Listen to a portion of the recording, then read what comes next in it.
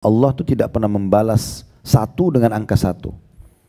Kayak misalnya kita bantu seseorang dengan sepiring nasi, Allah nggak balas kita dengan sepiring nasi. Allah mengatakan dalam Al-Quran, Inna Allah yarzuqu man yasha' bighairi hisab. Allah itu kalau berikan balasan pada orang tidak ada hitungannya lagi. Nggak ada hitungannya kayak manusia itu, nggak ada satu balas satu, nggak ada. Jadi 1 tambah 1 sama dengan 2 pun tidak ada di dalam hitungan Allah itu. Bighairi hisab, tanpa ada hitungan. Bisa 1 dibalas dengan 1000, bisa dengan 1 juta. Bisa dengan ibu kasih 1 piring makan, Allah kasih kesehatan 1 bulan misalnya. Atau 1 tahun. Allahu Rabbi wal Islamu dini wa Muhammadan Rasulullah. Assalamualaikum warahmatullahi wabarakatuh. Alhamdulillah, tidak pernah berhenti lisan kita memuji dan memuja Allah atas segala nikmat yang Allah limpahkan kepada kita. Termasuk Allah masih memberikan kita 1 hari lagi umur yang harusnya kita maksimalkan untuk menjalankan tugas utama kita diciptakan, yaitu mengabdi dan juga beribadah kepada Allah Subhanahu wa taala, sebagaimana Allah telah kekalkan dalam surah Az-Zariyat surah nomor 51 ayat 56, "Wa ma khalaqtul jinna wal insa illa liya'budun." Aku tidak ciptakan jin dan manusia, artinya kita ini semua ada di muka bumi ini kecuali untuk mengabdi dan juga menyembah kepadaku. Kalau masa lalu kita sudah isi dengan banyak ibadah kepada Allah Subhanahu wa taala, maka hari ini pun kita maksimalkan, tingkatkan kualitasnya dan kuantitas bagi ibadah yang bisa ditingkatkan kuantitasnya, seperti ibadah-ibadah sunnah misalnya. Dan juga kalau kita di masa lalu masih berisikan dosa dan pelanggaran dan kelalaian, pada hari ini kita masih punya kesempatan untuk taubat agar Allah Subhanahu wa taala tidak menghisab kita tentunya pada hari kiamat dan mendatangkan penyesalan yang abadi di neraka nanti. Maka ini sebuah nikmat yang harus kita jaga. Alhamdulillah atas nikmat itu dan maksimalkan agar ibadah kepada Allah Subhanahu wa taala. Ibnu Qayyim rahimahullah mengatakan termasuk tanda syukur seorang hamba kepada Allah bila dia menggunakan nikmat tersebut di atas ketaatan kepada Allah, dan termasuk kufur terhadap nikmat kalau dia diberikan nikmat kemudian dia gunakan dalam pelanggaran-pelanggaran agama. Selanjutnya kita panjatkan salam hormat kita kepada utusan Allah Nabi besar Muhammad sallallahu alaihi wa alihi wasallam, sebagaimana Allah telah perintahkan kita untuk mengucapkan salam hormat tersebut. Seperti biasa, ibu-ibu sekalian, kita akan lanjutkan bedah buku kita yang ditulis oleh Muhammad Khair Yusuf, yaitu meraih pahala besar dengan amalan ringan. Artinya ada amalan-amalan dalam Islam yang harusnya kita selalu lebih fokus untuk kerjakan. Selain amal wajib, adalah amalan-amalan yang sunnah yang mungkin itu akan lebih besar pahalanya dibandingkan amal-amal sunnah yang lain. Dan sekarang kita akan masuk di bab muamalah dan akhlak, dan kita akan masuk di hadis pertama. Dan yang saya lihat hadis ini adalah hadis yang sangat mulia, menunjukkan bagaimana akhlaknya seorang muslim dan bagaimana mereka harus bermuamalah dengan manusia. Saya akan langsung bacakan hadisnya dan terjemahan, kemudian seperti biasa kita akan coba masuk mengorek mutiara-mutiara ilmunya. Di halaman 73, di situ di bab muamalah dan akhlak. Muamalah itu maksudnya interaksi ya Bu ya, interaksi dengan manusia diistilahkan dengan muamalah. Termasuk dalamnya jual beli, bertetangga, bermuamalah, intinya berinteraksi dengan manusia itu namanya muamalah. Dan juga akhlak artinya tata krama, ya, karakter seseorang. Baik, hadisnya adalah dari Abu Hurairah radhiyallahu anhu, dia berkata Rasulullah sallallahu alaihi wasallam bersabda, "Man naffasa an mu'minin kurbatan min kurabid dunya, naffasallahu anhu kurbatan min kurabi yaumil qiyamah. وَمَنْ يَسَّرَ عَلَى مُعْسِرٍ يَسَّرَ اللَّهُ عَلَيْهِ فِي الدُّنْيَا وَالْآخِرَةِ وَمَنْ سَتَرَ مُسْلِمًا سَتَرَهُ اللَّهُ فِي الدُّنْيا وَالْآخِرَةِ وَاللَّهُ فِي عَوْنِ الْعَبْدِ مَا كَانَ الْعَبْدُ فِي عَوْنِ أَخِيهِ وَمَنْ سَلَكَ طَرِيقًا يَلْتَمِسُ فِيهِ عِلْمًا سَهَّلَ اللَّهُ لَهُ بِهِ طَرِيقًا إِلَى الْجَنَّةِ وَمَا اجْتَمَعَ قَوْمٌ فِي بَيْتٍ مِّن بُيُوتِ اللَّهِ يَتْلُونَ كِتَابَ اللَّهِ وَيَتَدَارَسُونَهُ بَيْنَهُمْ إِلَّا نَزَلَتْ عَلَيْهِمُ السَّكِينَةُ وَغَشِيَتْهُمُ الرَّحْمَةُ وَحَفَّتْهُمُ الْمَلَائِكَةُ وَذَكَرَهُمُ اللَّهُ فِي مَنْ عِندَهُ وَمَنْ بَتَّأَ بِهِ عَمَلُهُ لَمْ يُسْرِعْ بِهِ نَسَبُهُ." Terjemahannya, barang siapa yang menghilangkan satu kesusahan seorang mukmin dari kesusahan-kesusahan dunia, maka Allah pasti akan menghilangkan darinya kesusahan-kesusahan yang akan dia hadapi di hari kiamat nanti. Dan barang siapa yang memudahkan urusan seseorang yang dalam kesulitan, maka Allah akan memudahkan urusannya di dunia dan di akhirat. Dan barang siapa yang menutupi aib seorang muslim, maka Allah akan menutupi aibnya di dunia dan juga di akhirat. Dan Allah selalu menolong hambanya, N-nya besar kata ganti Allah, selama hamba itu menolong saudaranya. Dan barang siapa yang meniti jalan untuk mencari ilmu, Allah akan memudahkan baginya jalan menuju surga. Dan tidaklah suatu kaum berkumpul di salah satu rumah-rumah Allah membaca dan saling mengajarkan Al-Quran di antara mereka, melainkan ketenangan akan diturunkan kepada mereka, rahmat Allah akan meliputi mereka, para malaikat akan mengelilingi mereka, dan Allah akan menyebut mereka pada para malaikat di sisinya. Dan barang siapa yang lambat amal ibadahnya, maka nasabnya, jalur keturunannya tidak bisa mempercepatnya untuk menyusul pahala orang-orang yang telah beramal. Ada footnote nomor 93 di bawah HR Muslim, maksudnya hadis riwayat Imam Muslim. Hadis ini ibu-ibu sekalian kalau kita ingin bedah, ini panjang sekali. Dan kemungkinan besar saya akan bagi menjadi 3 bagian hadis ini. Jadi kita butuh 3 pertemuan untuk membedah hadis ini, karena sudah saya bahasakan dari awal kita belajar buku kita ini, kalau kita tidak akan tergesa-gesa menyelesaikan buku, karena target kita bukan selesai buku ganti buku yang lain, tapi target kita adalah bagaimana kita bisa mengambil ilmunya. Karena hadis ini sangat dalam, terbagi menjadi 3 bagian masalah besar berhubungan dengan muamalah dan juga berhubungan dengan masalah akhlak. Yang pertama yaitu bagaimana kita sibuk membantu dan memenuhi kebutuhan orang lain. Kemudian yang kedua adalah tentang masalah pentingnya menuntut ilmu, karena dengan duduk menuntut ilmu, yang insya Allah terhadapnya seperti ini, itu atau dengan cara-cara lain tentunya, mungkin dengan mendengarkan melalui media di masa sekarang, ya, baik itu live atau siaran ulang. Misalnya ibu lagi masak di rumah sambil dengar, atau lagi di rumah sambil dengar ceramah di media kita sekarang, itu masuk dalamnya. Ini butuh bahasan sendiri, ini potongan yang kedua. Kemudian yang ketiga tentang keutamaan orang yang berkumpul untuk mempelajari kitabullah atau Al-Quran. Ini 3 bahasan yang besar sekali. Artinya untuk membahas ini mungkin bisa menjadi 3 buah buku. Ya, jadi memang sayang sekali kalau kita lewatkan begitu saja. Kita akan lebih fokus sekarang membahas potongan pertamanya tentang masalah membantu orang, menghilangkan kesusahan orang lain, kemudian juga menutupi aib-aib dan kesalahan orang lain, supaya kita bisa mendapatkan pertolongan Allah subhanahu wa ta'ala. Ibu perlu garis bawahi dari potongan hadis ini yang kita ingin titik beratkan nanti adalah wallahu fi aunil abdi ma kana al abdu fi auni akhi. Allah pasti akan memenuhi dan menolong seorang hamba selama dia juga sibuk menolong saudaranya. Kata kuncinya, kalau kita ingin semua permasalahan kita selesai, kita nggak bisa hidup sendiri.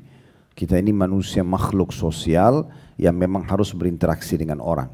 Mulai dengan orang terdekat kita, tetangga bantal, suami, ya, kemudian anak-anak kita yang lahir dari kandungan ibu-ibu, kemudian baru orang-orang terdekat yang membantu kita, seperti pembantu rumah tangga, mungkin ada supir.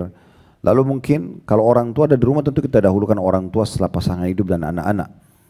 Tapi kalau orang tua di luar rumah, maka baru kita berhubungan dengan orang yang di luar rumah kita. Dahulukan mereka semua. Kalau punya permasalahan, pecahkan permasalahan mereka, apakah dengan ide, apakah dengan materi, apakah dengan doa. Pokoknya kita masuk ke alam mereka, dan itu dipastikan dengan menolong mereka kita akan mendapatkan solusi dari permasalahan kita. Mungkin tidak harus untuk sekarang. Mungkin sekarang ibu mengatakan, tapi saya lagi tidak ada masalah Ustaz. Sekarang, belum tentu besok, belum tentu lusa. Siapa di antara kita yang luput dari permasalahan dalam hidupnya? Tak mungkin. Satu waktu mungkin kita sakit. Kalau hari ini ibu sibuk menjenguk orang yang sakit, satu waktu ibu sakit, ibu juga akan dijenguk. Satu hari ini atau hari ini ibu sibuk memberikan makan orang, berbagi makan, kita pun juga akan diberikan makan satu waktu, ya gitu. Dan seterusnya, kita memberi pakaian kepada orang, kita juga akan diberikan pakaian. Kita mungkin mengantar jenazah hari ini, kita juga akan diantar jenazahnya, dan seterusnya. Semua itu sudah menjadi sunnatullah, sistem yang Allah buat yang tidak akan luput dari seseorang. Bahkan terkadang ada hal-hal yang kita ingin sekali Allah penuhi hajat kita. Misalnya kita lagi ingin sesuatu lah, ingin mungkin materi, ingin keturunan, ingin kebahagiaan, ingin apa saja. Sebenarnya pada saat kita minta, Allah Subhanahu wa Ta'ala menguji kita. Ujiannya adalah Allah datangkan dari hamba-hambanya yang punya kebutuhan dipenuhi enggak. Contoh, kita pengen sekali melunasi utang kita pengen sekali pergi haji dan umroh, kita lagi butuh modal untuk usaha, kita lagi butuh ini dan itu misalnya. Dalam kondisi kita lagi rutin dan gencar-gencarnya berdoa kepada Allah minta jalan keluar, di saat itu ada satu orang kerabat yang tiba-tiba minta bantuan. Kita tahu sebenarnya permasalahan ini ya kita butuh, tetapi datang ujian tersebut. Ada kerabat, ada teman, ada orang kita tidak kenal tiba-tiba menawarkan untuk minta dibantu. Kalau kita berpikir dengan kacamata iman, kita harus tahu dari hadis ini membantu dia akan menggolkan hajat kita yang di sana. Tapi banyak orang yang tidak faham, malah dia membahasakan orang ini kok tidak tahu diri ya, tidak tahu kalau saya lagi butuh. Misal, dia malah menyalah-nyalahkan dan menghardik orang yang sebenarnya didatangkan oleh Allah untuk menjadi solusi dari permasalahan dia. Setiap ada kasus di depan mata kita, kasus apapun itu, ketahuilah Allah yang mendatangkan kasus tersebut agar kita bisa mengambil pelajaran.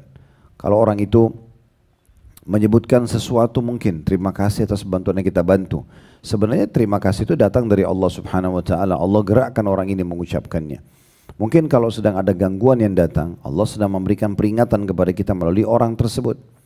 Makanya para sahabat-sahabat Nabi yang disiksa di Mekah oleh orang-orang Quraisy, dalam kondisi mereka disiksa, mereka berdarah, mereka segala macam. Lalu jawaban mereka kepada orang-orang kafir Quraisy pada saat tiba di malam hari, mereka berhenti menyiksa sambil mengatakan, kami berhenti menyiksa kalian bukan karena kasihan ya, tapi karena kami sudah capek aja, jenuh, besok kami akan siksa kalian lagi. Jawaban orang-orang beriman apa? Sesungguhnya Allah lah yang telah menggerakkan kalian untuk menguji iman kami, maka kami akan terus bersabar. Begitu pandangan mereka kalau menggunakan kacamata iman. Jadi kita dianjurkan memang dalam Islam mendahulukan keimanan daripada akal fikiran, hati nurani. Keimanan itu akan mengubah segala sesuatunya, berubah 180 derajat daripada apa yang biasa kita fikirkan kalau kita jauh dari agama tentunya. Ya, jadi seperti itu cara memahaminya. Saya akan baca dulu penjelasan yang ditulis oleh penulis di sini. Ada sampai di halaman 76 ya. Baru kemudian insya Allah kita akan coba masuk ke penjelasan lebih dalam tentang apa yang kita ingin bahas ini. Di situ di halaman 74, Imam Nawawi rahimahullah, salah satu ulama Syafi'i yang masyhur, beliau berkata, hadis ini merupakan hadis yang agung. Memang betul-betul agung ya, karena membantu orang dikasih jalan keluar juga. Bukan cuma di dunia, di akhirat. Kita bantu di dunia, dia kita dapat di akhirat. Karena kata Nabi SAW tadi, siapa yang menolong seseorang dari kesulitan dunianya, Allah akan tolong dia dari kesulitan dunia dan akhiratnya. Hadis ini merupakan hadis yang agung karena di dalamnya terkumpul ilmu pengetahuan, kaidah-kaidah kehidupan dan juga adab-adab. Ya, di sini dikatakan ilmu pengetahuan karena ada hadis, potongan hadis tadi yang saya bilang nanti kita bahas di bagian kedua kita. Pertemuan kedua itu tentang masalah dan siapa yang ya, menempuh atau menitih jalan menuju menuntut ilmu, Allah akan mudahkan baginya jalan menuju ke surga. Ya. Sementara yang dimaksud dengan adab-adab adalah adab masuk pada bermuamalah sama manusia tadi dan bermuamalah dengan Allah terutama melalui kitabullah dengan sering mempelajari Al-Quran. Akhirnya kita mendapatkan keberkahan karena majlis itu dihadiri oleh para malaikat. Nah ini yang dimaksud dengan Imam Nawawi rahimahullah. Di situ dikatakan kata nafasal kurbah, menghilangkan kesusahan. Di dalamnya terkandung fadilah atau keutamaan bagi seseorang yang memenuhi hajat kaum muslimin dan memberikan manfaat pada mereka dengan sesuatu yang mudah dia lakukan berupa ilmu, harta, pertolongan, memberikan petunjuk kepada maslahah, maksudnya maslahat ya, nasihat dan lain-lainnya. Dari sini kita bisa lihat beliau mengatakan bahwasanya dari hadis ini ada kandungan fadilah. Dari bahasa Nabi SAW, nafasal kurba, siapa yang menyelesaikan satu permasalahan kaum muslimin. Nafasa al-kurba itu nafasa tamfid berarti menyelesaikan sebagian besar dari permasalahan orang tersebut. Bisa dengan ilmu kalau kita tidak punya materi, dengan memberikan saran-saran, ide-ide. Bisa dengan harta untuk menyelesaikan permasalahan dia, atau bahkan kita berikan pertolongan fisik kita.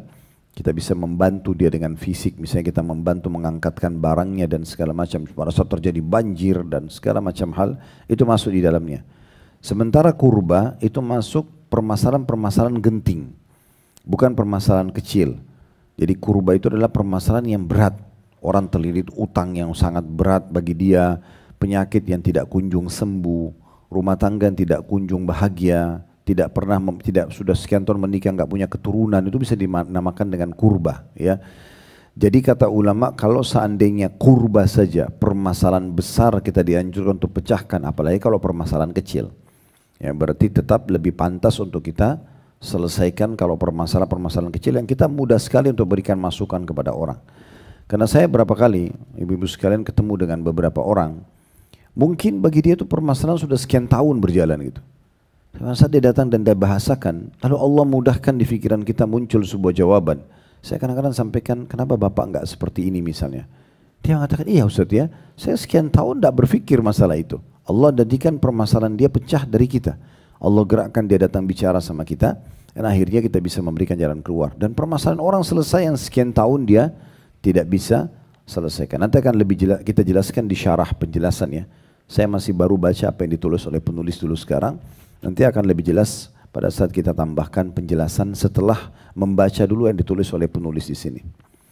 Kemudian yang kedua, di paragraf yang kedua maksudnya dalam penjelasannya dikatakan, adapun keutamaan meniti jalan untuk mencari ilmu, ini yang saya bilang butuh pertemuan sendiri ya. Karena Ibnu Qayyim rahimahullah menulis lebih dari 100 keutamaan menuntut ilmu. Itu butuh pertemuan khusus untuk menjelaskan, untuk membahas gitu ya. Itu panjang lebar.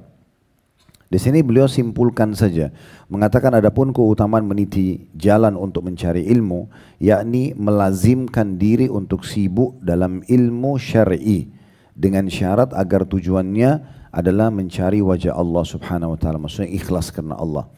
Meskipun niat yang tulus karena Allah itu adalah syarat utama dalam setiap ibadah. Tetapi para ulama mensyaratkan hal ini bagi para pencari ilmu karena banyak manusia menganggap remeh masalah ini, terutama mereka yang baru belajar, maksudnya tidak menganggap penting. Nanti kita akan jelaskan panjang lebar. Yang kita harapkan pertemuan khusus satu lengkap itu untuk membahas tentang keutamaan menuntut ilmu, dan diharapkan tentu kita bisa menyinggung mayoritas daripada 100 poin yang ditulis oleh Ibnu Qayyim rahimahullah tentang keutamaan ilmu. Apa saja yang didapatkan keutamaannya. Kemudian beliau mengatakan juga di potongan ketiga hadis ini yang saya bilang juga butuh pertemuan khusus ya. Sabda Rasulullah SAW, wa majtama'a qaumun fi baitin min buyutillah, dan tidaklah satu kaum berkumpul di salah satu rumah-rumah Allah, titik-titik, maksudnya masih berlanjut hadisnya.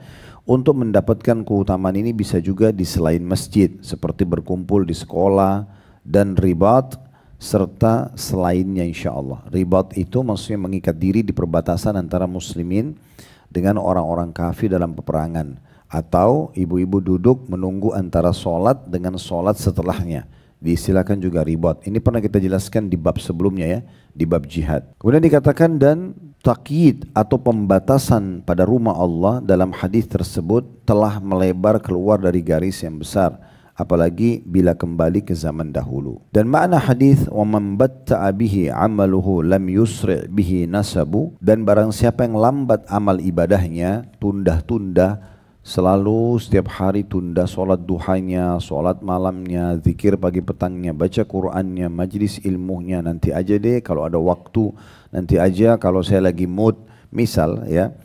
Kemudian sampai tiba ajalnya, maka nasabnya, jalur keturunan yang dikenal di tengah-tengah manusia, mungkin karena jalur keturunan raja, orang terhormat dan segala macam atau pejabat, ya itu tidak bisa mempercepat untuk bisa menyusul pahala orang-orang yang telah beramal sebelumnya. Kata beliau, maknanya di halaman 76-nya ya, barang siapa yang kurang amalnya, suka menunda-nundanya, dia tidak memperoleh kedudukan orang-orang yang beramal. Seperti misalnya tadi orang yang sholat subuh tepat waktu misalnya, begitu azan dia sholat. Beda pahalanya dengan orang yang sholat setengah jam selepas selesai subuh. Beda dengan orang yang sholat setelah terbit matahari. Dan misal kalau ibu, wah saya nyesal, harusnya tadi saya sholat on time ya, tapi nggak bisa lagi diperbaikin. Sudah kan tetap dicatat sampai hari kiamat, ibu fulana di hari ini, hari Senin, tanggal sekian, dia telat sholat subuh misalnya. Dan kita tidak bisa perbaikin. Dan kita tidak bisa mengejar orang yang sholat on time tadi. Permasalahannya di situ ya. Kalau ibadah, ibu sia-siakan sekali saja, ibu nggak bisa perbaikin. Yang bisa ke depannya aja, besok kita baru sholat subuh lagi. Kita on time. Tapi sholat yang kemarin kita nggak bisa kalahin orang yang sudah terlanjur sholat on time misalnya gitu ya. Seperti itulah. Nah, dalam ibadah seperti itu nanti yang membedakan derajat kita di surga. Orang yang cerdas adalah orang yang memaksimalkan kesempatan ibadahnya tanpa menyia-nyiakannya. Karena tidak bisa diulangi. Beda dengan dosa ya. Kalau orang berbuat dosa, 10 tahun dia buat dosa misalnya pun. Misal contoh saja. Tahun ke-11 di hari pertama dia taubat nasuha. Bersih dosanya. Dosa masih bisa dibersihkan. Amal soleh nggak bisa diperbaikin. Ya, kita bisa selamat dari neraka, tapi belum tentu kita bisa jangkau derajat tertinggi di surga karena kita suka lalai dalam ibadah. Nah ini penting sekali. Oleh karena itu jangan pernah menganggap remeh sebuah ibadah sekecil apapun. Makanya kata Nabi SAW dalam sebuah hadis, la tahkiranna minal ma'rufi syai'a. Jangan pernah pelit-pelit ya, dan perhitungan dengan satu amal walaupun kecil. Jangan anggap remeh. Cuma senyum. Bahkan Nabi SAW mengatakan walaupun engkau bertemu dengan saudara muslim dalam kondisi tersenyum. Kalau kita lagi nggak bisa buat apa-apa lagi, ya cuma senyum saja. Bisa salam saja, gitu kan. Makanya ada seorang salafus saleh, ini pernah kita bahas di bab sedekah yang lalu. Itu kalau keluar dari rumahnya, bu sekalian, ya, dia karena tidak tahu mau sedekah apa, tidak ada apa-apa di rumah. Dia lihat ada bawang mentah, di bawah bawang mentah di kantongnya. Sampai orang-orang tetangganya tanya, kenapa kau bawa bawang mentah? Dia bilang saya ingin sedekah. Pada hari ini cuma ini yang saya bisa sedekah. Dan subhanallah ada saja orang yang terima sedekahnya. Ya, saking tidak maunya ada waktu dalam hidupnya yang luput tanpa berisi amal saleh. Abdullah bin Umar radhiyallahu anhu kalau selesai duha kayak waktu kita sekarang mungkin sudah habis duhur gitu ya, ada waktu lowong, maka beliau hanya keluar dari rumahnya karena semua amal saleh sudah dikerjakan, sudah baca Quran, sudah zikir pagi petang, sudah sholat on time, dia sudah melakukan amal-amal saleh. Sekarang dia mau tambah amal apa lagi? Dia nggak mau tinggal diam, maka dia keluar dari rumahnya menuju ke ujung jalan. Kemudian dia kembali lagi hanya untuk mengucapin salam kepada orang-orang. Karena assalamualaikum 10 pahala, warahmatullah 10, wabarakatuh 10, 30 pahala. Kalau dia salam dengan 10 orang, ini 300 pahala. Begitu mereka terus menyibukkan dirinya dengan amal-amal saleh, karena peluangnya nggak bisa terulang. Saya pernah ceramah sekali di salah satu masjid, itu 2 kali di 2 masjid yang berbeda. Waktu itu tiba-tiba terpikir, karena habis sholat 5 waktu saya sempat diminta isi kultum. Lalu saya cuma sempat menyinggung dan ternyata itu menyentuh bagi bapak-bapak pada saat itu. Saya bilang, Pak, ini saf awal di sholat ini, di masjid ini. Ini hanya besar keutamaannya di waktu setelah iqamah diiqamahkan. Kata Nabi SAW, kalau seandainya manusia mengetahui apa yang tersembunyi, Allah siapkan pahala di azan dan saf pertama, mereka akan mendatangi keduanya walaupun merangkak. Dalam riwayat lain kalau mereka tidak bisa dapatkan kecuali mereka harus bersaing, mengundi, ya, maka mereka akan lakukan. Saf pertama itu kapan ada keutamaannya? Kalau iqamah sholat. Begitu iqamah sholat dia masuk saf pertama, penuh saf pertama sudah selesai. Berarti sudah ditutup. Peluangnya hanya mereka yang ada di saf pertama dan hanya di waktu itu. Begitu selesai salam, misalnya ada orang dari saf pertama keluar, ada orang dari saf kedua masuk ke saf pertama, dia nggak dapat keutamanya. Keutamanya cuma di detik-detik itu saja. Kecuali dia kejar nanti saf pertama, nanti di sholat setelahnya lagi itu lain. Tapi sholat yang tadi sudah malaikat catat dan tidak bisa diubah sampai hari kiamat. Coba pikirkan baik-baik masalah itu, Bapak Ibu sekalian. Karena kita ini yang bisa menentukan derajat kita di surga. Kita yang bisa menentukan tinggi dan rendahnya derajat kita dari perasaan atau keinginan kita rajin beribadah atau malas beribadah, kan gitu. Ada orang miskin minta sedekah, jangan ditunda, kasih. Mungkin dia adalah orang terakhir yang kita bantu, mungkin setelahnya kita meninggal, kita nggak pernah tahu. Ada kesempatan lagi lihat Al-Quran, jangan dilewatkan begitu saja. Baca walaupun 1-2 ayat, mungkin itu ibadah terakhir yang kita ya lakukan, kan gitu. Jadi harusnya kita faham baik-baik poin-poin masalah ini. Baik, saya ulangi membaca ya.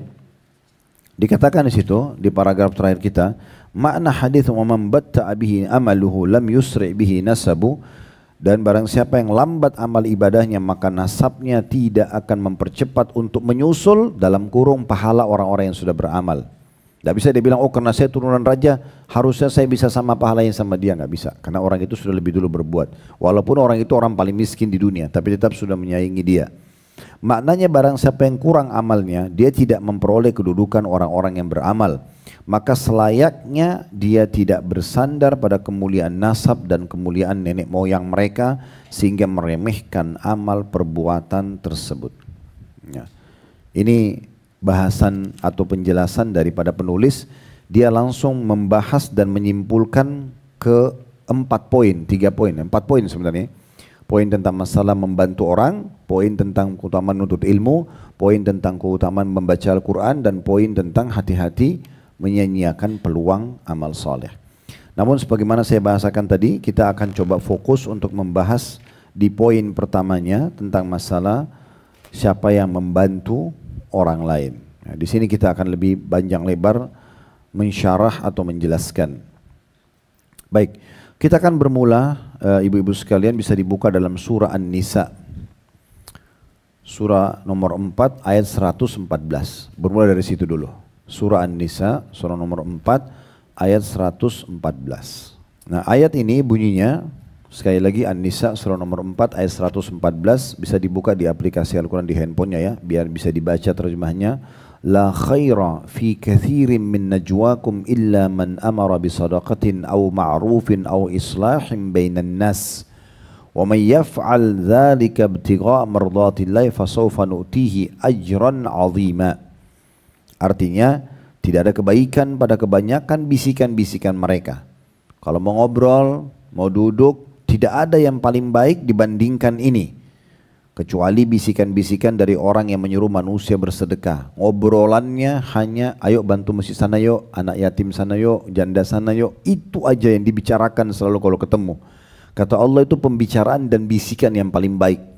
Daripada gosip masuk ke ranah orang lain, dapat dosa, bicaranya cuma ngajak orang sedekah. Itu anjuran saran Allah yang pertama. Yang kedua dikatakan, atau menyuruh ya, di sini, atau berbuat yang ma'ruf. Ma'ruf itu semua ketaatan. Ajak orang sholat, ajak orang bakti sama orang tua, ajak orang silaturahim, ajak orang jenguk orang sakit, ajak orang berzikir, ajak orang berdoa. Itu ma'ruf namanya. Bisa yang baik adalah menyuruh orang untuk bersedekah atau berbuat ma'ruf. Itu yang kedua. Yang ketiga, atau mengadakan perdamaian di antara manusia. Ada dua orang lagi ribut, suami istri mau bercerai, kita datang menengahinya.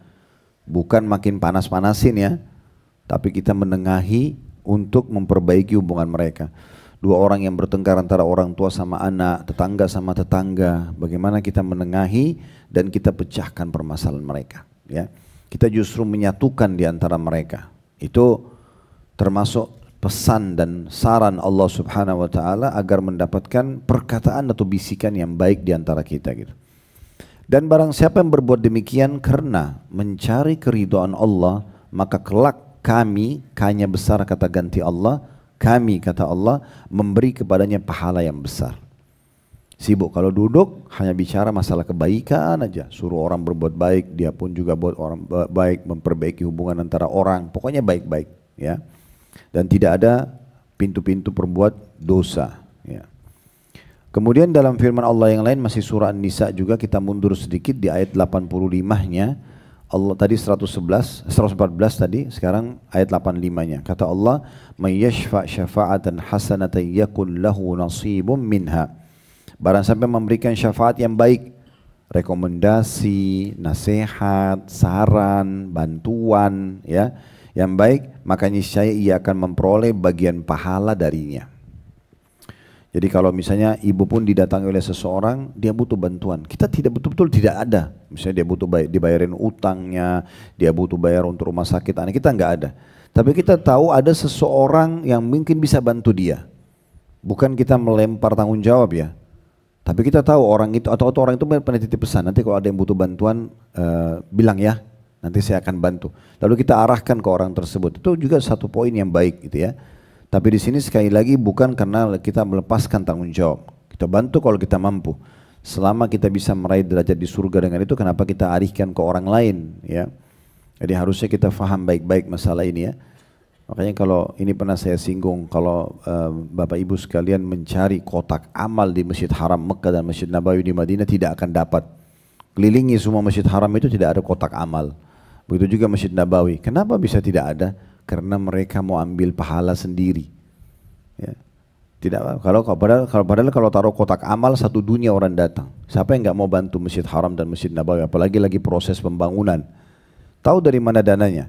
Tower jam itu, ya, clock tower itu, yang biasa orang bilang juga tower Zam-Zam, itu dibangun di depan pintunya, di atas pintunya ada tulisan bahasa Arab. Kadang-kadang kalau saya bimbing umroh, saya ingatkan jemaah itu, lihat yang bahasa Arab, baca nggak? Ya baca Ustaz, tapi mereka nggak tahu artinya apa. Terus saya bilang ini artinya wakaf, ya, wakaf dari Raja Abdul Aziz untuk Haramain, untuk Masjid Haram Mekah dan Masjid Nabawi Madinah. Jadi Abdul Aziz itu adalah ayahnya Raja Salman sekarang. Raja Salman ini punya kakak dulu namanya Abdullah, sudah meninggal. Abdullah punya kakak lagi namanya Fahad. Fahad punya kakak namanya Khalid. Khalid punya kakak namanya Faisal. Ini bersaudara semua ini. Ayah mereka namanya Abdul Aziz. Gitu kan. Nah Abdul Aziz ini waktu meninggal, karena dia berhasil mendidik anaknya dan ahli warisnya punya pemahaman agama, waktu dia meninggal, mereka sepakat tidak semua dibagi warisan, tapi ada di antara harta yang ditinggal karena cukup banyak, dibeli tanah itu. Tanah yang ada tower jam itu dibeli, bukan diambil begitu saja. Dibeli dari pemiliknya, terus dibangun building, dibuat mall di situ, dibuat mungkin ada kalau tidak salah 6 atau 7 hotel di situ ya. Ada Pullman, ada Movenpick, ada Fairmont, ada macam-macam ya, ada mungkin 6 atau 7 hotel, semua itu disewain. Semua hasilnya tenan-tenan yang sewa tempat situ untuk transaksi jual beli, itu ada 6-7 lantai, belum lagi hotelnya, semua dikembalikan untuk pembangunan masjid. Yang itu bagaimana luar biasa mereka berpikir seperti itu. Jadi maksudnya kalau masih ada kesempatan kita yang mendapatkan pahala, kenapa kita lempar ke orang lain, kan gitu. Kita yang lakukan. Baik, itu adalah hadis atau ayat Al-Quran ya. Sementara hadis tadi yang kita bahas itu, yang hadis yang sahih diriwayatkan oleh Imam Muslim tadi ya, itu dikuatkan dengan hadis-hadis yang lain. Cukup banyak hadis yang menguatkan masalah itu ya. Tentang barang siapa yang menutupi kebutuhan saudaranya, maka Allah akan memenuhi kebutuhannya. Itu disebutkan dalam hadis Bukhari Muslim yang lain. Ini hadis yang mirip tapi berbeda riwayatnya ya.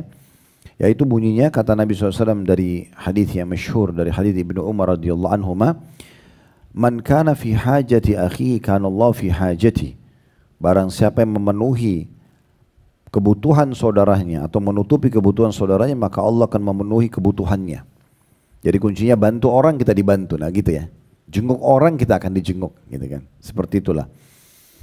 Kemudian waman farraja an muslimin kurbatan farrajallahu anhu biha kurbatan min kurabi yaumil qiyamah, dan barang siapa yang melapangkan kesusahan, memberikan jalan keluar kesusahan seorang muslim, maka Allah akan mengangkat darinya ya dari kesusahan yang akan dihadapi pada hari kiamat nanti.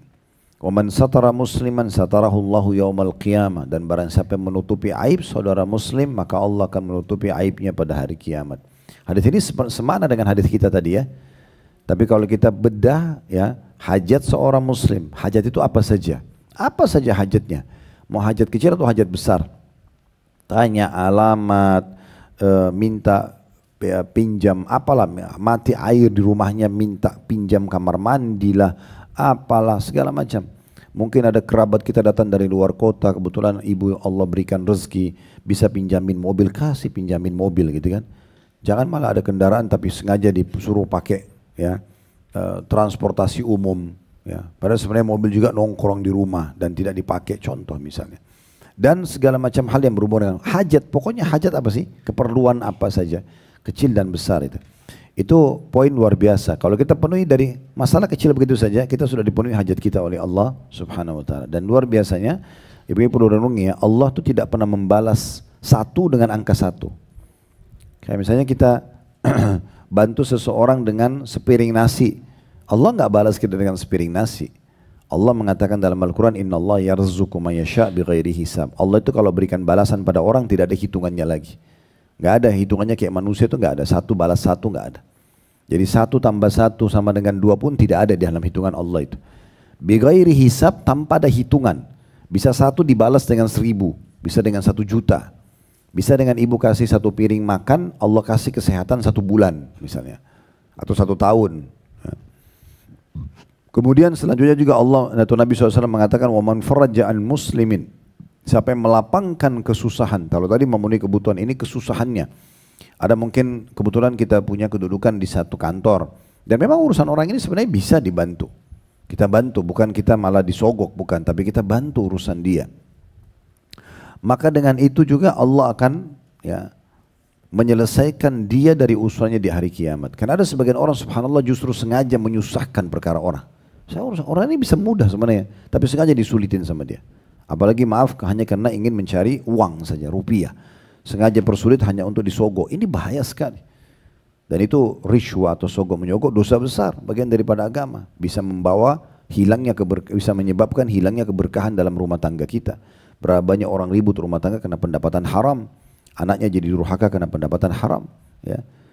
Sulit mendapatkan keturunan karena pendapatan haram. Sulitnya tidur tenang, tidak cukupnya harta yang ada melimpah, tapi tidak bisa bersyukur. Itu semua tidak ada keberkahan, itu karena harta haram.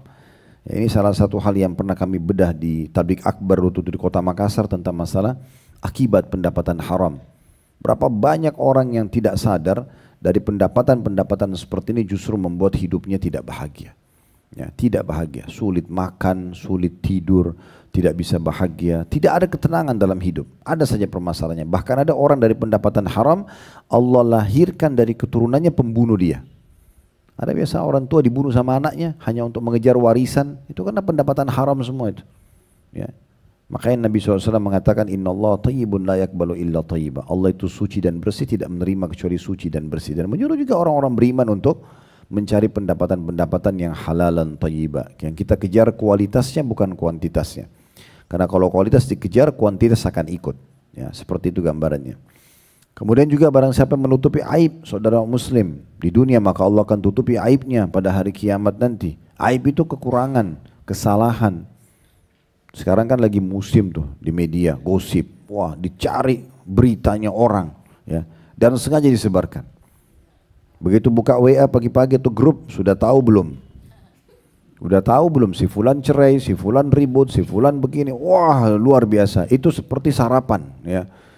Bahkan ada orang bangun sebelum tahajud nonton itu dulu, cari gosip dulu, apa yang dia mau sebarin besok. Ini nggak bisa. Ini aib orang, gitu kan. Makin kita tidak tahu aib orang, makin aman kita. Makin aman. Makanya Nabi Muhammad SAW itu kalau baru buka pintu beliau di pagi hari selepas sholat duha gitu ya, kumpul sama para sahabatnya. Perkataan pertama beliau begini kepada para sahabat, jangan ada yang menceritakan aib sahabat-sahabatku, karena aku ingin bertemu dengan mereka dalam kondisi dadaku lapang. Nggak dengarin tentang aib mereka, udah. Gitu. Bukan cuma itu, lebih peka dalam Islam. Kalau kita tidak tahu aib orang terdekat kita pun bagus malah.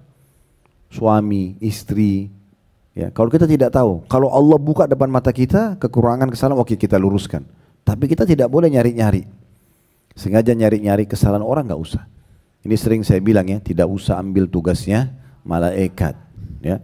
Nggak usah periksa handphone suami, cari tahu dia ngomong sama siapa, dia berhubungan sama siapa. Ada Tuhannya. Allah itu tidak tidur. Dalam ayat kursi la ta'khuduhu sinatun wala naum. Allah itu tidak ngantuk apalagi tidur. Allah mengawasi semua. Allah kasih malaikat. Kalau kita tidak tahu ya sudah, tidak usah kita korek-korek. Kalau kita tahu depan mata baru kita luruskan. Itu poin, ya. Tugas kita, saya menjadi suami, ibu-ibu jadi istri, hanya sampai ajal datang kok. Untuk apa kita repotin diri kita ke segala hal? Mau tahu semuanya, untuk apa gitu? Nggak penting banget. Kita jalankan tugas sebagaimana Allah perintahkan, ini kewajiban saya. Kita tetap berikan masukan, dukung kalau dia berbuat baik, tapi kalau dia berbuat buruk dan kita tahu depan mata, bukan sengaja cari-cari, oke kita luruskan. Tapi kalau sengaja mencari-cari ini, akhirnya kerja kita setiap hari hanya nyari mana kesalahan dia. Dan kadang-kadang saya sering pecahkan permasalahan rumah tangga agak unik ya. Kalau suaminya baik-baik saja tidak ada masalah, malah curiga. Ini kayaknya ada yang disembunyikan nih, kok enak-enak aja nih. Kok aneh itu?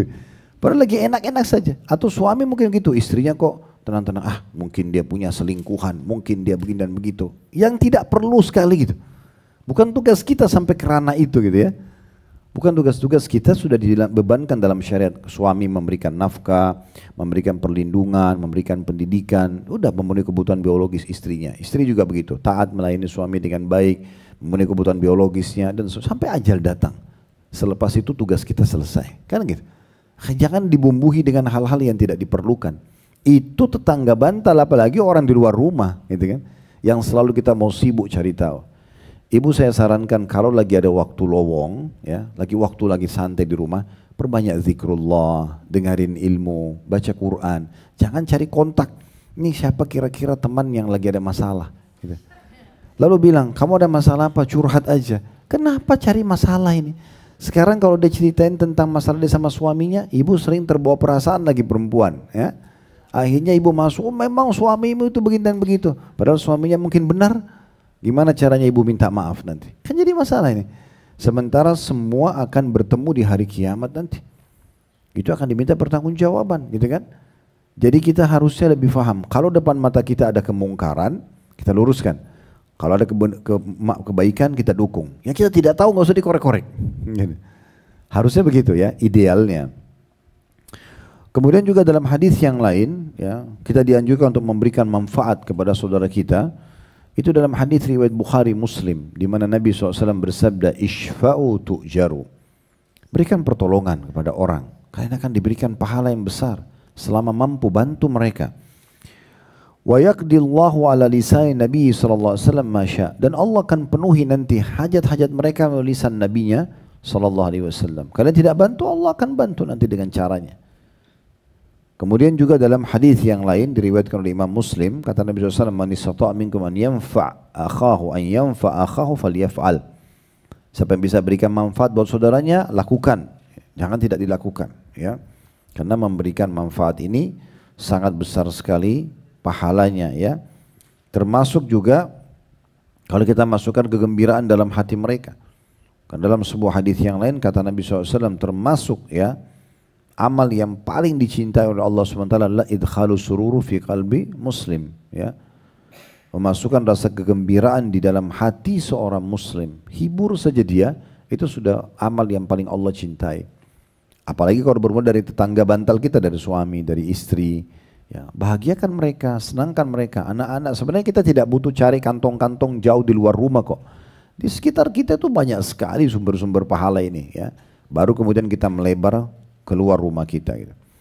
Di dalam hadis yang riwayat Muslim kata Nabi SAW, "Man kana ma'ahu fadlu dhahrin falyu'id bihi ala man la dhahra lahu." Nabi SAW pernah bersabda depan para sahabatnya, siapa yang Allah berikan kelebihan punggung, maksudnya punya tunggangan kuda atau unta. Waktu itu kebetulan Nabi SAW mau mengajak sahabat untuk berperang gitu ya, pergi. Siapa yang punya kelebihan, kasih kepada orang-orang yang tidak punya kelebihan. Kalau kita sekarang mungkin kita punya kendaraan lebih, bisa kita berbagi dengan kendaraan untuk orang lain, manfaatnya untuk pesantren, untuk masjid, ambulan gratis, banyak banget itu yang bisa kita kasih. Maka hendaklah dia membantu, berikan kelebihan orang lain itu kepada orang lain. Wa man kana lahu fadlun min zadin falyu'id bihi ala man la zada lahu. Dan siapa yang punya kelebihan bekal, ada bekal lebih, maka berikan kepada orang yang tidak ada bekalnya, ya, kata Nabi SAW. Qala fa dzakara min asnafil mali ma dzakara hatta ra'ayna annahu la haqqa li ahadin minna min fadl. Lalu perawi hadis ini, ya, tepatnya Abu Sa'id Al-Khudri radhiyallahu anhu, beliau mengatakan sampai-sampai Nabi SAW menyebutkan banyak sekali jenis-jenis benda materi yang pada saat Nabi sebutkan kami sampai mengira tidak ada lagi salah seorang di antara kami lebih utama terhadap miliknya daripada saudaranya muslim yang lain. Semua boleh menikmati, semua boleh saling berbagi, gitu kan. Walaupun atas nama kita kendaraan tersebut, kita justru sibuk, orang lain juga bisa menikmatinya, rumah juga begitu dan segala macam hal. Imam Nawawi rahimahullah menanggapi hadis ini sambil mengatakan, di dalam hadis ini sebagai dalil atas dianjurkannya untuk bersedekah, suka berderma, punya kepedulian pada sesama, berbuat baik pada teman seperjalanan, memperhatikan kebutuhan teman-teman atau orang-orang terdekat. Maka sebuah perkara besar manakala sebuah kaum mempunyai sikap kepedulian atas kebutuhan temannya, yang mana ya ini akan betul-betul membantu kehidupan masyarakat itu bisa berjalan. Nah seperti itu keadaannya gitu ya. Kemudian juga di dalam hadis yang lain, ini masih hadis yang sahih juga riwayat Bukhari Muslim, di mana Nabi SAW mengatakan kullu sulama minan nasi alaihi sadaqah kulla yawmin tatla' fihi syams. Ya. Setiap anggota tubuh manusia wajib disedekahi setiap kali terbit matahari. Qala ta'dilu baina itsnaini sadaqah. Engkau memperbaiki hubungan antara dua orang yang sedang bertikai, lalu kita perbaikin, maka itu sedekah.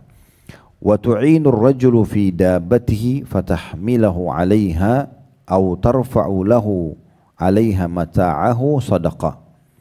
Dan juga engkau menolong seseorang untuk naik di kendaraannya, naik ke mobil, naik ke kuda dan untanya misalnya, atau mengangkat barang bawaannya ke kendaraannya, itu juga dihitung sedekah. Qala wal kalimatu thayyibatu sadaqah, mengucapkan tutur kata yang santun dan sopan juga sedekah. Wa kullu khatwatin tamshiha ila salati sadaqah, dan engkau melangkah setiap kali mau salat juga dihitung setiap langkahmu sedekah. Wa tumital adza anit tariqi sadaqah, dan engkau memindahkan sesuatu yang mengganggu di jalan juga itu dianggap sebuah sedekah, supaya orang lain tidak kena seperti duri dan yang semisalnya lah ya. Nah, itu juga termasuk amal-amal soleh yang luar biasa.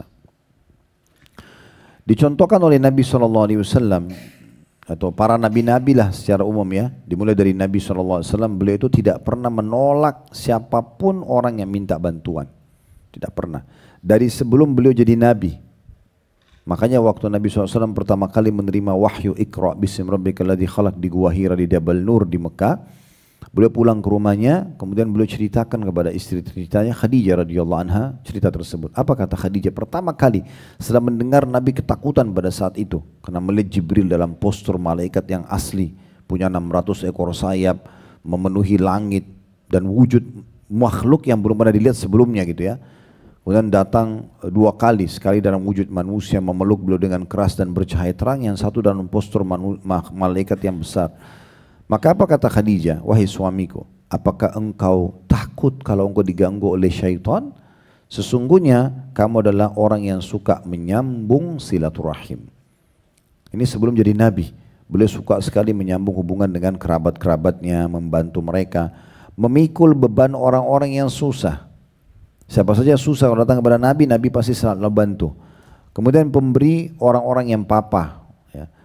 Penjamu tamu yang paling baik, serta juga mendukung setiap upaya penegakan kebenaran dalam riwayat Bukhari.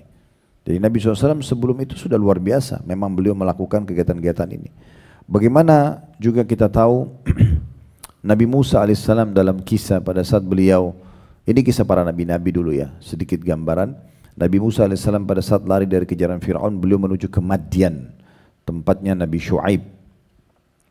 Waktu tiba di Madian ada satu sumur, mereka masyarakat ambil air dari sumur itu. Nah, waktu sumur itu selalu ditutup dengan batu. Kalau malam hari, pagi dibuka lagi, dan itu batu diangkat oleh 10 orang baru bisa gitu. Maka setelah orang-orang semua pada selesai mengambil air, mereka mau tutup sumur itu, maka ada 2 perempuan yang dilihat oleh Nabi Musa alaihissalam, dan kebetulan ini kedua anak perempuannya Nabi Syuaib, gitu kan. Kemudian Musa menanyakan, apa masalah kalian? Mereka bilang, kami nggak bisa mengambil air kecuali batu ini diangkat. Dan ayah kami orang yang sangat tua, nggak bisa ngangkat batu ini. Kebetulan tadi telat datang sehingga batu sudah ditutup oleh masyarakat setempat. Harus tunggu besok pagi. Mereka nggak ada air lagi. Nah, semua nabi-nabi Allah berikan kekuatan 10 orang laki-laki. Maka Nabi Musa alaihissalam angkat batu itu sendiri, lalu beliau mengambilkan air, kemudian beliau tutup kembali sumur tersebut. Nah, itu perbuatan Nabi Musa alaihissalam membantu ini, sebenarnya bisa saja kan dia tidak lakukan, tapi dia lakukan itu.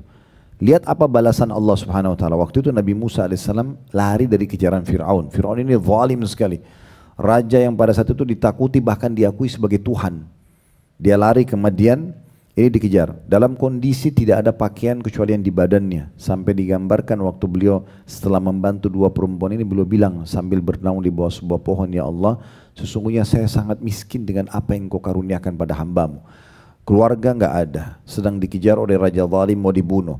Baju tidak ada, sendal sudah putus semua karena perjalanan jauh ke Madian. Tidak ada orang yang dikenal di Madian, tidak ada pekerjaan, ya, tidak ada makanan, tidak ada apa-apa.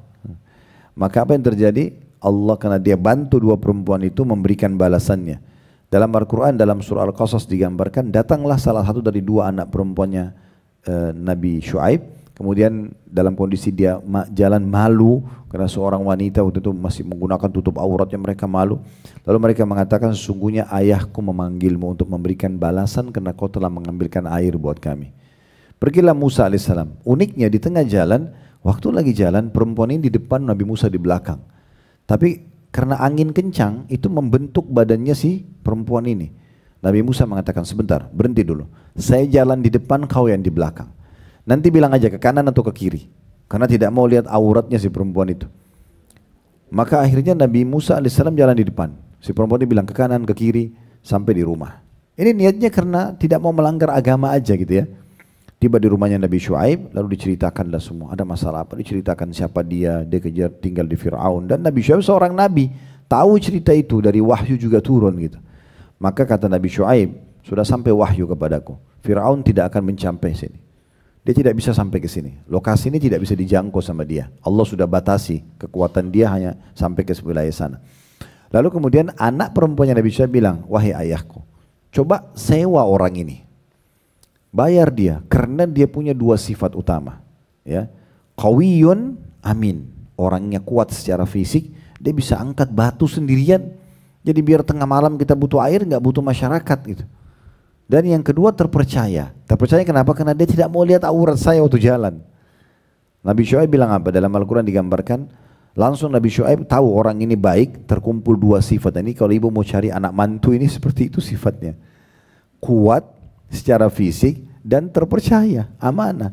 Begitu dalam Al-Quran. Maka Nabi Syuaib bilang, saya ingin nikahkan kamu dengan salah satu dari dua anak perempuan saya ini. Pilih saja yang mana. Tapi dengan syarat, kamu membantu saya selama 8 musim haji. 8 tahun maksudnya. Ya. Kalau kau mau sempurnakan 10 tahun, 10 kali haji, itu terserah kamu. Nabi Musa dalam kondisi memang dia asing di situ, dia juga butuh bantuan, ditawarkan menikah, punya rumah, punya pekerjaan otomatis. Maka beliau mengatakan, baiklah, saya akan siap terima itu. Tapi akad kita 8 kali haji. Kalau saya sempurnakan 10 kali haji, itu dari saya.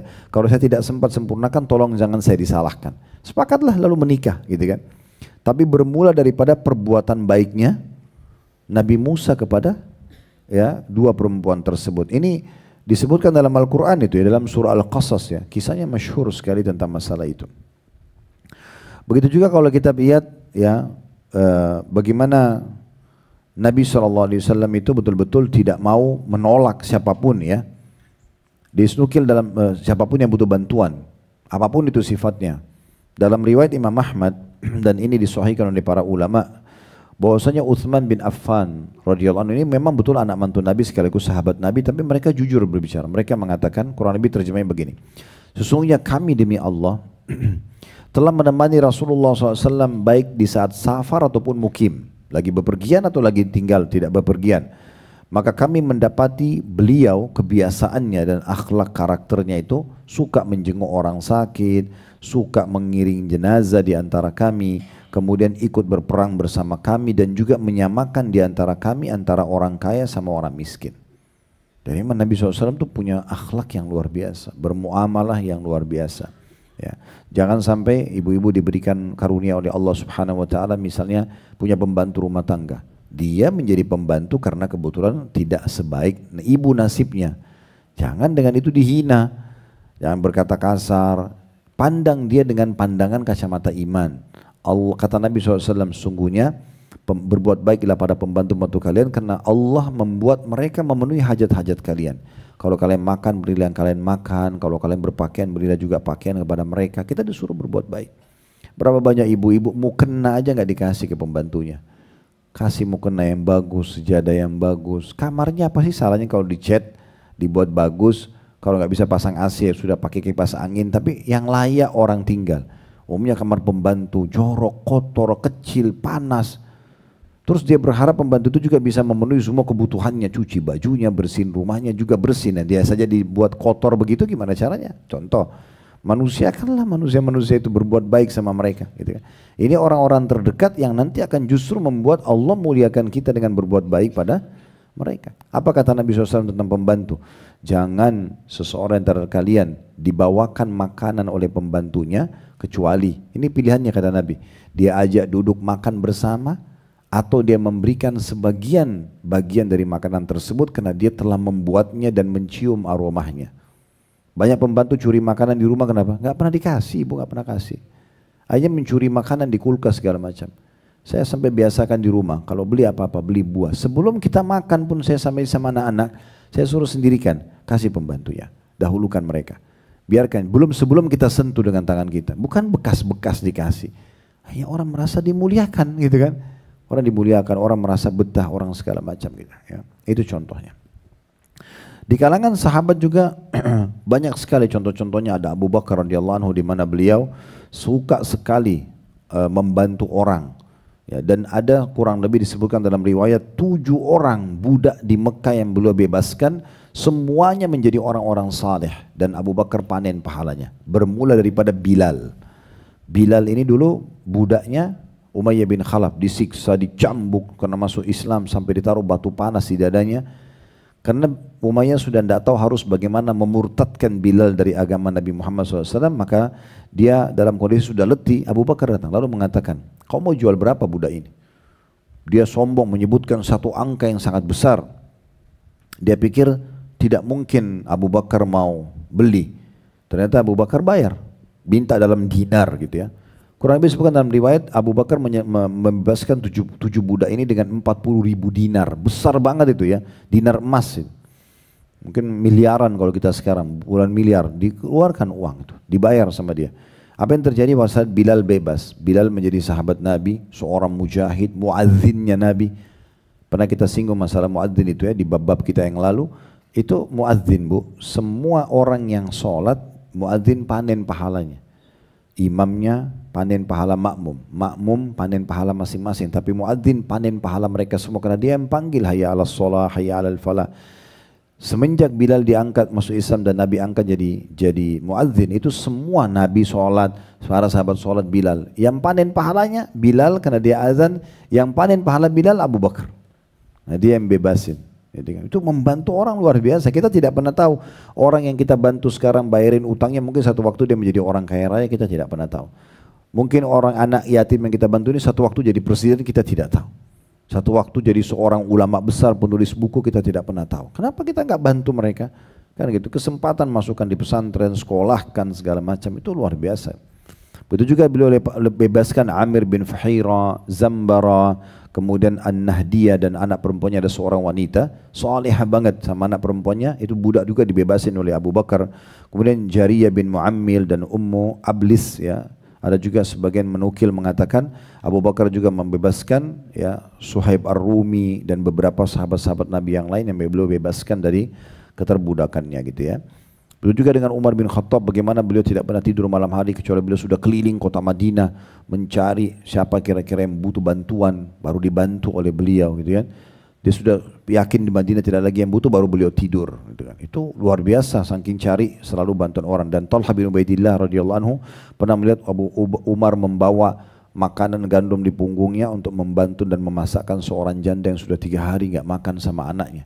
Dan di saat itu Umar kebetulan 3 hari sakit, tidak sempat keluar. Dalam 3 hari itu sudah ada orang yang menderita kelaparan. Berapa banyak orang pemimpin di masa sekarang tidak peduli masyarakatnya makan atau tidak. Ini luar biasa tanggung jawabnya hari kiamat ini, ya. Itu besar sekali. Begitu juga Utsman bin Affan pernah membeli sumur dengan harga 35.000 dirham ya, kemudian diwakafkan untuk muslimin, dan sampai hari ini sumur itu masih ada di Madinah. Saya kalau umroh saya selalu bawa jemaah saya, umumnya ya, kalau pas ada kesempatan, umumnya bukan semuanya maaf, tapi sebagian besar, karena kadang-kadang juga yang kami tidak sempat. Di kota Madinah umumnya kita ini travel dari Indonesia ini tinggal di bagian belakang masjid ya. Jarang kita itu ada yang tinggal di bagian arah kiblat ya. Umumnya kita orang Indonesia ini di bagian belakang. Nah, bagian belakang itu building yang paling belakang sebelah kanan sekali. Kalau kita menghadap kiblat itu tertulis wakaf Utsman bin Affan.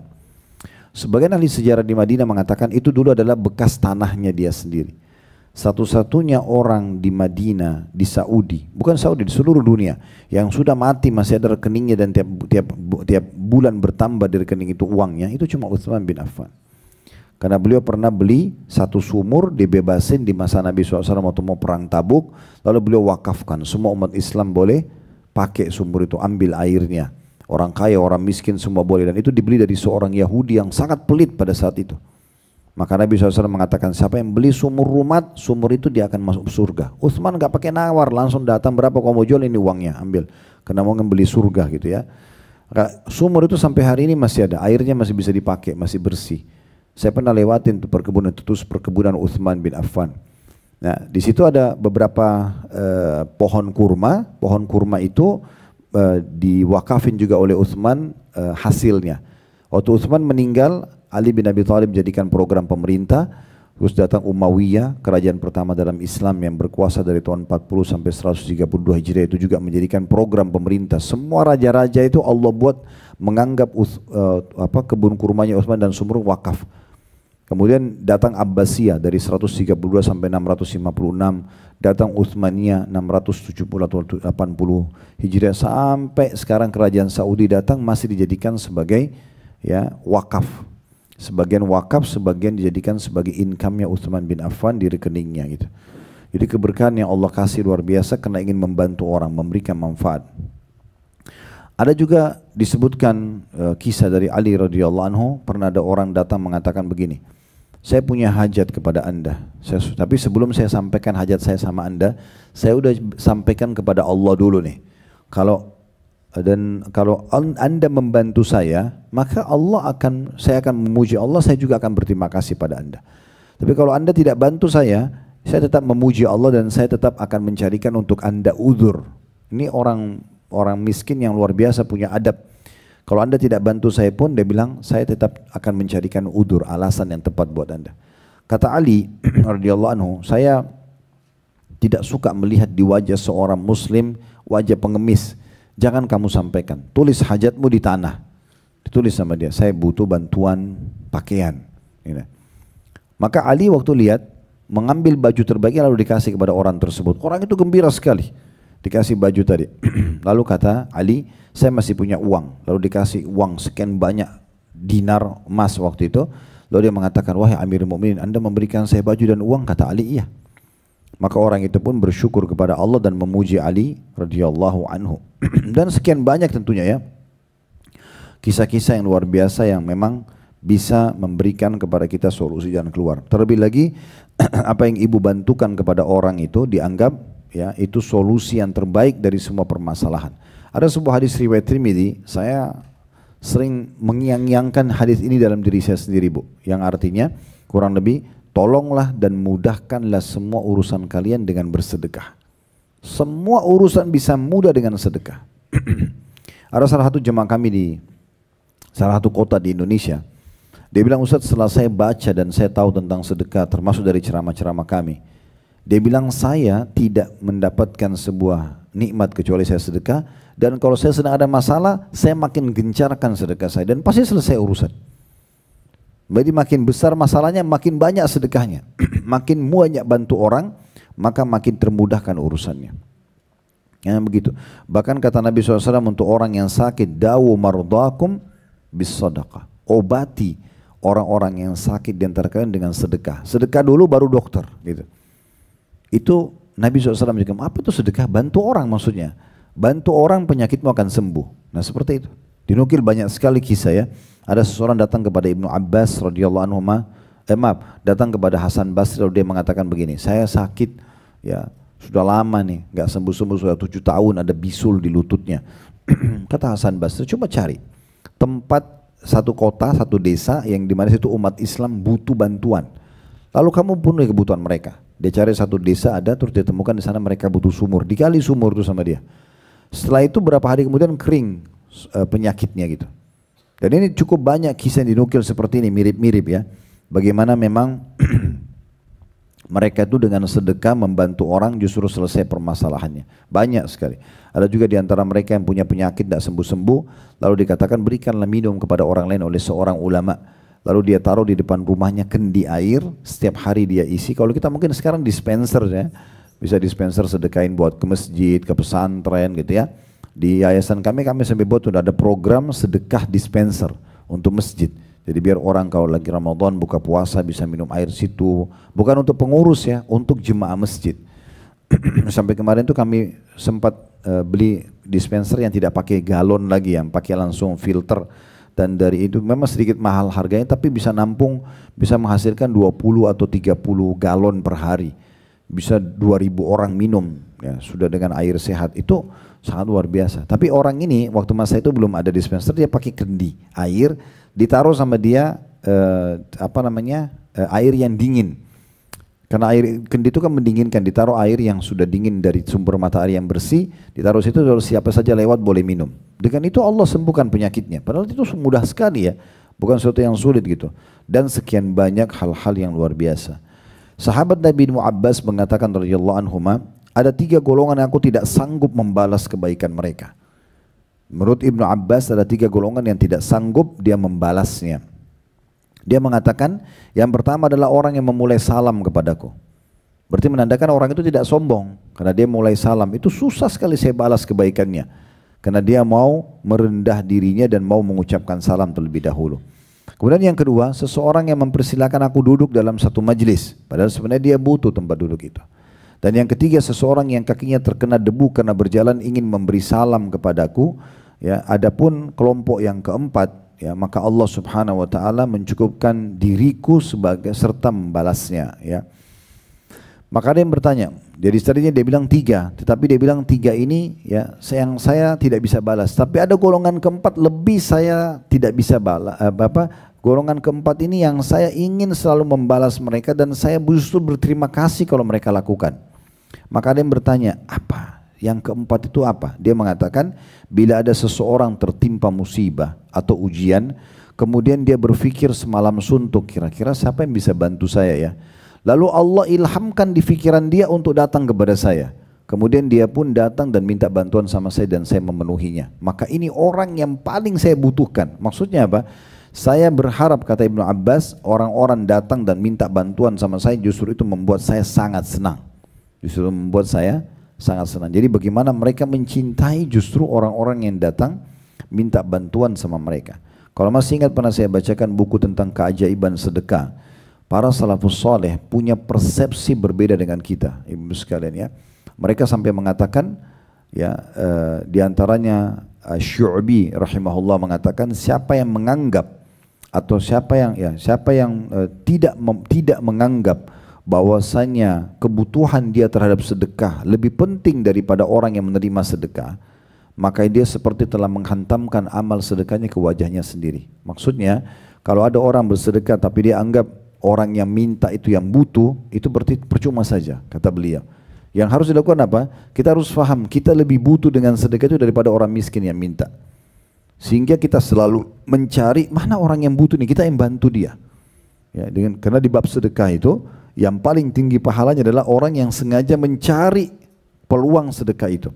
Bukan ibu tunggu ada yang minta. Kalau ibu tinggal di satu komplek yang mewah, dijaga sama security, keluar langsung masuk tol, kapan ketemu orang miskinnya gitu kan. Tapi kalau kita sengaja keluar ingin mencari, kita cari informasi di media, mana yayasan sosial, kita sengaja jadi donatur tetapnya setiap bulan, rumah anak yatim, janda yang tidak mampu, pesantren yang butuh bantuan, masjid yang butuh renovasi dan segala macam, kita yang sengaja mencari, maka itu puncak daripada sedekah itu sendiri. Nah ini juga poin yang perlu kita garis bawahi ya. Cuma memang harus hati-hati, pernah juga kita jelaskan kalau Bapak Ibu lagi bantu orang, hati-hati dari riya ya. Dan juga dari penyakit man. Riya itu pamer. Mesti itu lihat nggak? Itu saya yang bangun. Dan itu saya yang buat. Nah gitu-gitu itu riya. Untuk apa? Mau kejar pujian orang? Nggak ada gunanya. Kan gitu. Sama yang kedua man. Man itu nyebut-nyebut kebaikan tapi menyakiti perasaan orang. Kamu kan sudah lama saya bantu. Masa kok berapa kali saya bantu nggak mau sadar-sadar, nggak mau dan seterusnya lah. Ya, intinya teman-teman sekalian, kita kalau bersedekah pada orang, kita tidak usah lihat siapa yang menerima, tetapi bagaimana peluang sedekah yang Allah kasih kesempatan kepada kita. Itu yang kita lihat, bukan malah sebaliknya. Itu penting sekali. Ya. Nah, ini berhubungan dengan masalah membantu orang, memenuhi hajat-hajat mereka. Tinggal poin siapa yang menutupi aib saudara. Nah, ini kita tutup dengan ini. Menutup aib ini juga penting sekali ya. Jadi kalau kita, aib itu berarti kesalahan dan kekurangan ya.